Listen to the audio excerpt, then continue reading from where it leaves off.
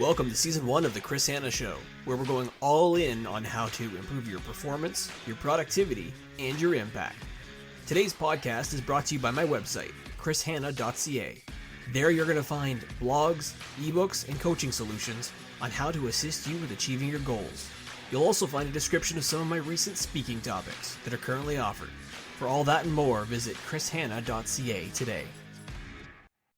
Leaders are so important in producing successful outcomes for their team. They might not be doing all of the work, but they play a role in how their team performs and operates, and ultimately that translates to the customer. But too many leaders are failing at one key aspect. They are failing to put themselves first and prioritizing self-care. And that's what we're going to talk about today on this episode of The Chris Hanna Show. Self-care is something that's not talked about enough when it comes to managing yourself.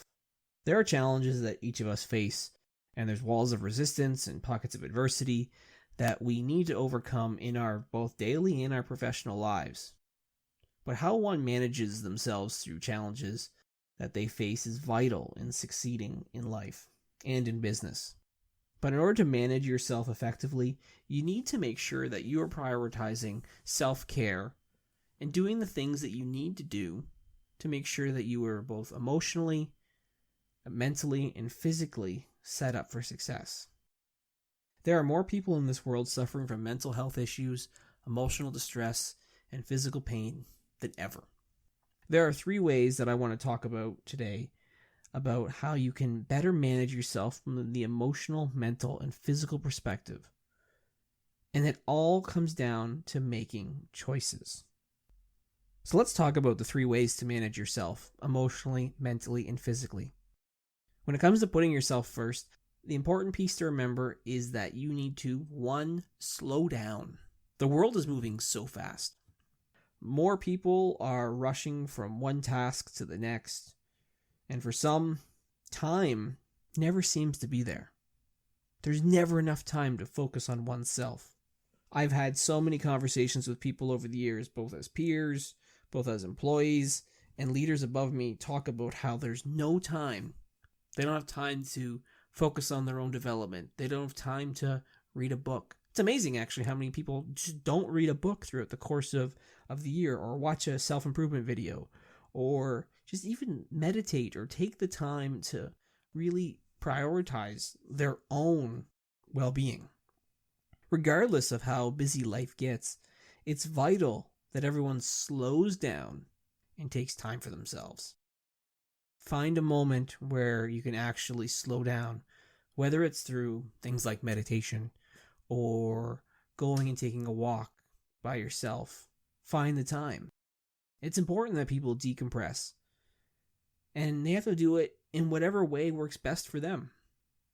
So focus on giving yourself a break from other responsibilities. Slow down, control the pace of your life. It doesn't need to be so crazy. One of the ways that I talk about this with a lot of employees, when they say, I don't have time to prioritize my own development, I say you actually have to schedule it. They always say about, every time you get your paycheck, you should pay yourself first. Well, the same happens actually with your time. What if you focused yourself in the following way? Every month when you were scheduling your meetings or looking at your calendar of what you were going to be doing, what if you blocked out dedicated time for yourself so you could focus on you? Maybe scheduling an hour a week to focus on a self-improvement course, or to read a book, or to make sure you're scheduling time to go out for a walk and get that fresh air, that exercise that you're needing. Whatever it is, you need to carve that out for yourself. The number 2 way that I suggest that people can really prioritize self-care and take care of themselves first is by actually choosing how much they care. And I say this is called caring less. We care a lot. Sometimes we are guilty of caring too much about things that are not within our control or that don't make much of a difference. To manage yourself better, sometimes you need to care a little bit less. Now, I'm not suggesting that you're apathetic and you don't really care about what's going on around you. That's not what I'm saying. But I am saying that you need to be understanding of what is required around you in terms of the quality of work or the relationships that you have. How much time, energy, and mental capacity do you need to put against a certain issue or overthinking something? Sometimes you just don't need to care. Don't obsess on it. Don't manage every single detail of something to the point that it stresses you and probably others out. Sometimes it's okay to step back and let things fall where they may. I sometimes talk about this being a situation where, sometimes you need to let things burn. Let things get out of control a little bit. Let things go off the rails.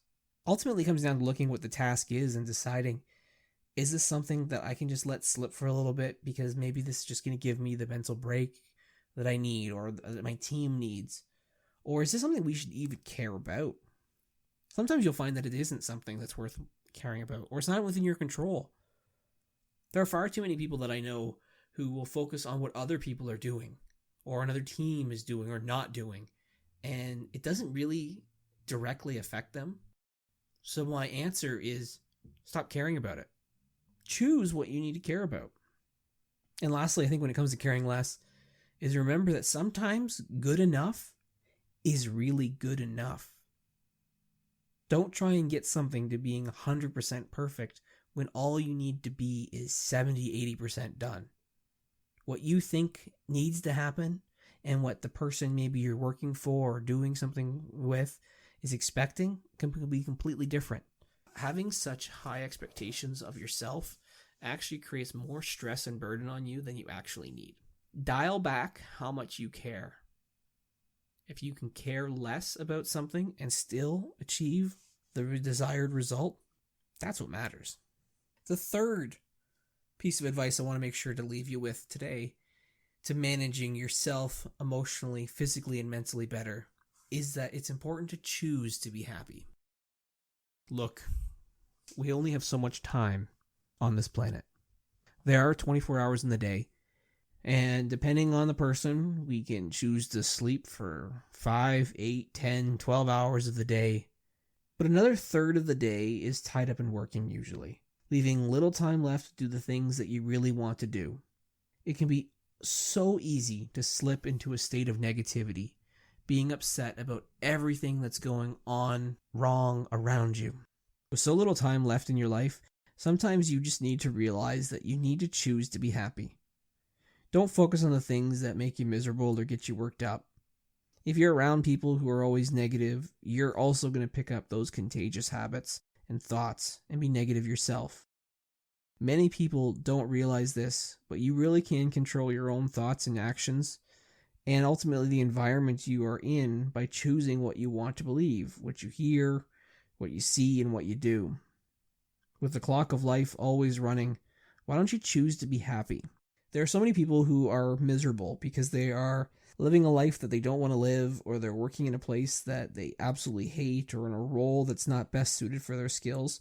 So you can either choose to be miserable about it and make others around you miserable by continuing to complain about it, or you can do something about it. Or you can choose to be happy and seeing the good in what you're doing. Maybe you have a job that you absolutely don't love doing, but it helps provide the stability that you and your family need. And so there's some positivity that you need to look at and realize, sure, I'm doing a job that I don't love, but it does provide me with opportunities to do things in the other hours of the day that I have that are outside of work. And maybe that's what matters. But if you are completely miserable, don't choose to stay miserable. Do something about it. Ultimately, remember this. It's your life. It's your choice. How about you choose to be happy? If you want to be successful, why don't you do what you want, when you want, how you want, and you're more likely to manage yourself in ways that you never thought possible. I look at success as being happy. That's how I define it. Ultimately, if I am happy, then I am successful, and that can manifest itself in so many different ways. You need to find fulfillment, and find that fulfillment in whatever way makes sense for you based on your situation. But if you really want to be the best version of who you can be, you need to remember to prioritize yourself first. If you manage yourself appropriately, you will find success, and ultimately you will be happy. Managing yourself effectively can do wonders for you mentally, physically, and emotionally. You've been listening to The Chris Hanna Show. To have me speak at your next event, or for additional solutions to help you achieve more than you thought possible, visit chrishanna.ca today.